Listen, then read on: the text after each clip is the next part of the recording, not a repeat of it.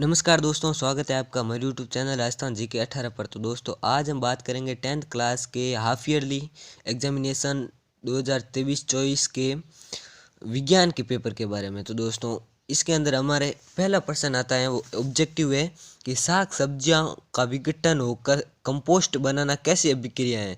तो इसके अंदर हमारे ऑप्शन है कि ए है उष्मासेपी, ऑप्शन बी है उपचयन, ऑप्शन सी उष्माशोषी सॉरी, और ऑप्शन डी हो जाएगा उपचयन। तो दोस्तों इसमें से अपना सही हो जाएगा ऑप्शन ए उष्मासेपी।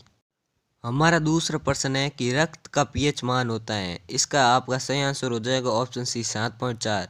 तीसरा प्रश्न है एक तत्व जिसे चाकू से आसानी से काटा जा सकता है तथा ठंडे जल में तेजी से रक्त अभिक्रिया कर सकता है, वो हो जाएगा ऑप्शन ए Na। चौथा प्रश्न है कि एल्किन का सामान्य सूत्र है, तो इसका हमारा सही आंसर हो जाएगा ऑप्शन सी CnH2n। और पांचवा प्रश्न है कि कोशिका विभाजन को कौन सा हार्मोन प्रेरित करता है, इसका अपना ऑप्शन ए राइट हो जाएगा। और हमारा छठा प्रश्न आता है आनुवांशिकता का जनक किसे कहते हैं, इसका ऑप्शन बी राइट हो जाएगा, ग्रेगर जॉन मेंडल को। हमारा सातवां प्रश्न है कि एक संकरण की F2PD का लक्ष्य प्रारूप अनुपात होता है, तो इसके अंदर हमारा ऑप्शन ए राइट हो जाएगा 1:2:1। आठवां प्रश्न है कि दिए गए चित्र में x का कोण होगा, तो दोस्तों इसके अंदर हमारा सही आंसर हो जाएगा ऑप्शन बी 30 डिग्री का।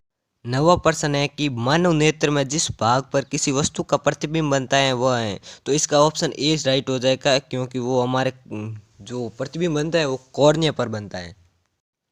अब हमारा दूसरा प्रश्न आता है कि रिक्त स्थानों की पूर्ति करें, तो दोस्तों इसका पहला है कि चींटी के डंक में स्रावित होने वाले अम्ल को क्या कहते हैं, तो दोस्तों इसके अंदर हमारा खाली जगह में भरा जाएगा मेथेनोइक अम्ल, या हम फॉर्मिक अम्ल भी कहते हैं। और दूसरा अपना है कि Zn+H2SO4, और ये अभिक्रिया करके ZnSO4+X दिया हुआ है कि यहाँ पर कौन सी गैस होगी, तो दोस्तों यहाँ पर हो जाएगी H2 गैस यानी कि हाइड्रोजन।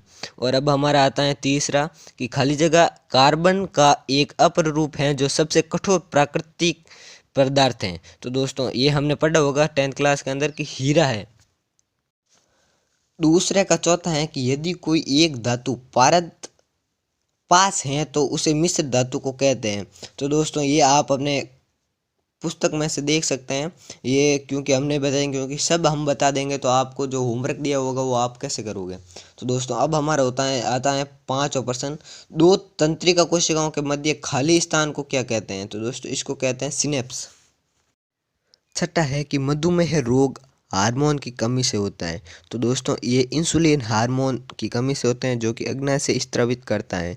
और हमारा सातवां आता है कि विद्युत परिपथ में विद्युत धारा का मापन किसके द्वारा किया जाता है, इसके अंदर हमारा हो जाएगा अमीटर। और अब हमारा आठवां है कि किसी तार का प्रतिरोध बढ़ाने पर विद्युत धारा का मान क्या होता है, तो इसके अंदर अपना हो जाएगा कि विद्युत धारा का मान घटता है।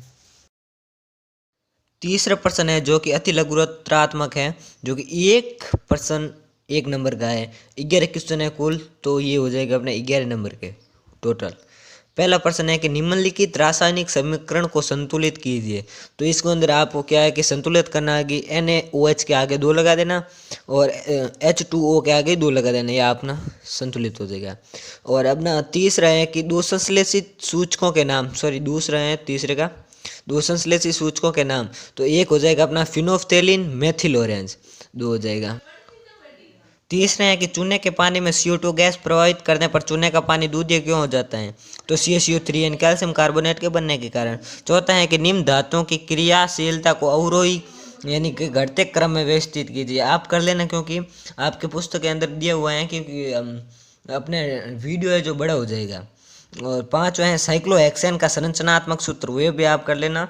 मस्तिष्क का सोचने वाला भाग कौन सा होता है, ये आप कर लेना। सातवां अपने प्रभावी लक्षण किसे कहते हैं। और आठवां यदि टीटी यानी कि बड़े लंबे पौधे का संकरण छोटे टीटी बोने पौधे से करवाया जाता है, तो पहली पीढ़ी में F1 में किस प्रकार के पौधे प्राप्त होंगे।